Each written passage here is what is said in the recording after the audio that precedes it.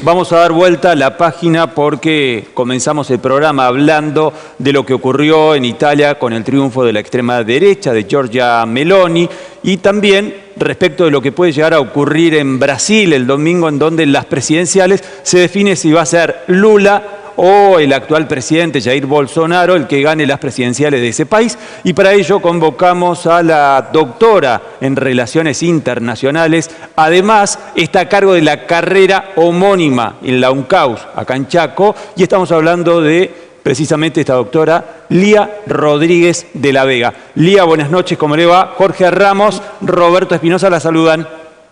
Hola Jorge, Roberto, muchas gracias. ¿Cómo le va? ¿Cómo está usted?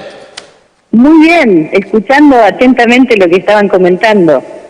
Sí, la verdad que sorprende, ¿no? Que los padres tengan que, digamos, pagar y hacerse cargo de, digamos, de esta demanda que le hace la ciudad de Buenos Aires, ¿no? Para los padres que tomaron a los chicos con reclamo por la vianda, situaciones de edilicia y demás, ¿no? Más la demonización mediática que tuvieron los chicos también.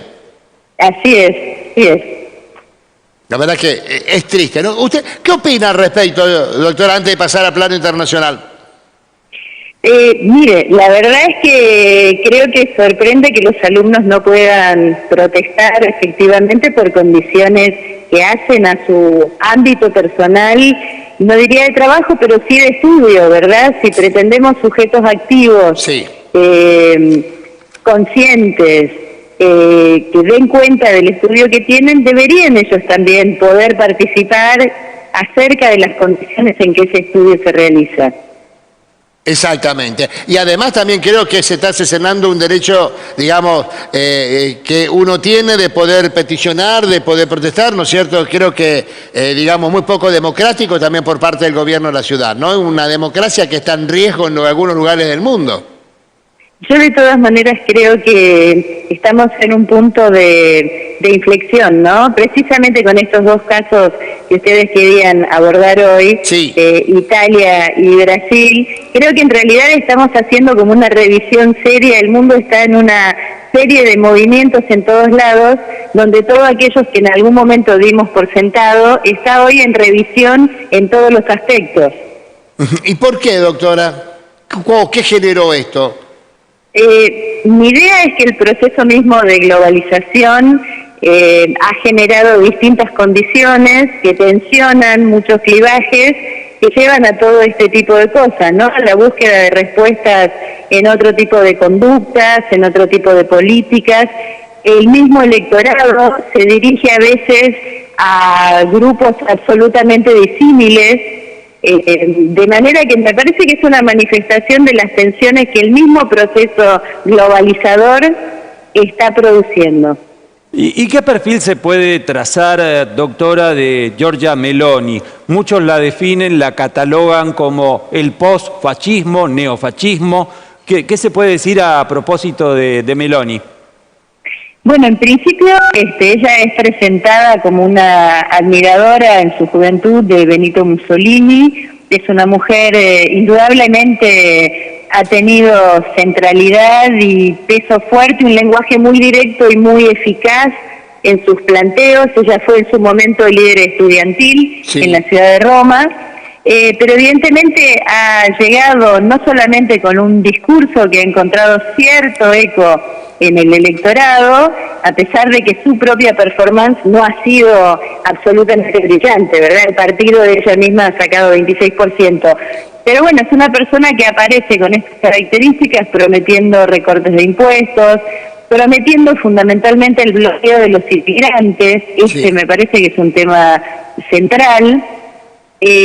Hablando de la necesidad de impulsar la tasa de natalidad, siendo Italia uno de los países que más ancianos tiene en el mundo, lo que trae nuevamente el elemento demográfico a la consideración seria en el ámbito de la política. Me parece que trae al centro de la escena por lo menos la interpelación a valores que se podrían atribuir al europeísmo, ¿no? Y de hecho, sí, por eso varios países europeos manifestaron cierta preocupación. ¿Quiere, doctora, compartir con nosotros, por favor, unos segmentitos de precisamente de Meloni? ¿Puede ser? Sí, cómo no. Dale. Por favor. Sí a la familia natural, no a los lobbies LGBT, sí a la identidad sexual, no a la ideología de género, sí a la cultura de la vida, no al abismo de la muerte, sí a la universalidad de la cruz, no a la violencia islamista, sí a fronteras seguras, no a la inmigración masiva, sí al trabajo de nuestros ciudadanos, no a las grandes finanzas internacionales, sí a la soberanía de los pueblos, no a los burócratas de Bruselas, y sí a nuestra civilización, y no a quienes quieren destruirlo. Bueno, esto fue retuiteado acá, o tuiteado acá por un senador, ¿no? Muy ligado a Patricia Bullrich, prácticamente la misma línea de concepción, ¿no? Claro, Joaquín de la Torre, de la provincia de Buenos Aires, elogió este discurso de Meloni. De todas maneras, me parece que parte a veces de un presupuesto que no es cierto, ¿no? El plantear lo que es propio de lo que es ajeno, como si eso necesariamente fuera tan fácil de distinguir. ¿Cómo hacemos para no caracterizar la civilización de todos de manera no diversa, verdad? Con esta cuestión de mantenerse en lo blanco, europeo, cristiano, sí. Cuando en realidad todos los estados del planeta avanzan a una diversidad enorme, que es innegable y sobre la cual hay que trabajar en términos de convivencia, digamos. Hay una insistencia en estos discursos en negar esa posibilidad y en aferrarse a un tiempo pasado que es más una construcción que otra cosa, pero evidentemente esto tiene éxito en determinado electorado, ¿no? Exacto. Ahora, doctora, en toda comunidad, en todas sociedades, hay personas no realizadas, hay gente que reclama con concepciones no hechas o tal vez su propio proyecto de vida que no ha podido cristalizar. Siempre genera, ¿no es cierto? Siempre genera distintas opciones, protestas, quejas y en la posibilidad de cambio. Antes se buscaba eso en la izquierda. Cuando se terminó la Guerra Fría, ganaron espacio los centroizquierda, ¿no? Y ahora, ¿por qué se vuelcan todo a la derecha? Lo que antes era contestatario, ahora es revolucionario. Bueno, probablemente lo que sucede es que también una parte del electorado, porque es justo decir que hay otra parte del electorado que se mantiene, digamos, sobre sus ideas iniciales, y además es justo decir que la participación tampoco fue el piso histórico, ¿verdad? Sí. Es una participación por debajo del 70%. Pero de todas maneras también es cierto que muchos de los gobiernos progresistas han tenido una performance que no siempre ha sido la esperada. Sí. Y esto ha provocado muchísimas frustraciones. Y por supuesto que en un momento en el que estamos tratando de salir de la pandemia, donde se han perdido muchos trabajos, donde las economías en los distintos lugares del mundo están en circunstancias poco amables, claro, es un momento ideal para captar la desesperación de la gente y proyectarla hacia distintos culpables, ¿no? Claro, tenemos que defendernos de los migrantes, de los que no son hombre o mujer, los que plantean otra identidad de género, claro, de las mujeres que quieren abortar, todos los que supuestamente son diferentes de una supuesta civilización original. Claro, el culpable es el otro. Es el otro. Exactamente. Exacto. Nunca hay responsabilidad nuestra. Exactamente. Sí, pasamos a Brasil. Sí, claro, vamos a Brasil, doctora, aprovechando el tiempo, que no es mucho. Y en relación a esto que pasó en Italia, ¿puede llegar a incidir de alguna manera en las elecciones presidenciales de Brasil el domingo que viene?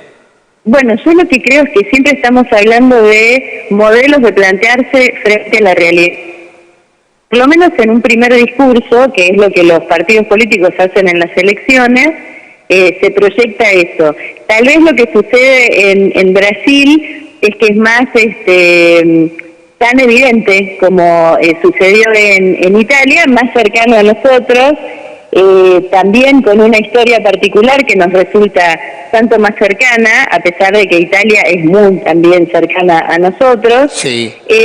Sí, tal vez una cosa que puede ser simbólica de esto que decís yo diría, el lugar de la violencia de algunos discursos que se manifiestan en la campaña, tanto en lo que escuchamos recién acerca de Italia, como, por ejemplo, estoy pensando en la campaña Vira Vira Voto de Lula, no sé si la han visto, con esa idea de sacar las armas del imaginario colectivo, del acceso a los niños y tal, y pensar en otra cosa, digamos, ¿no? Construir desde otro lugar. Me parece que es interesante esto del lugar que la violencia va cobrando en estas campañas, ¿no? Porque también tiene que ver con el lugar que la violencia va cobrando en la construcción social misma. Exacto. Hoy Lula centró, en el discurso de anoche, Lula centró, basta de armas, desarmar Brasil. Fíjese qué riesgoso que está, ¿no es cierto? Había cuenta que hay muertos y demás, pero desarmar, el eje de su discurso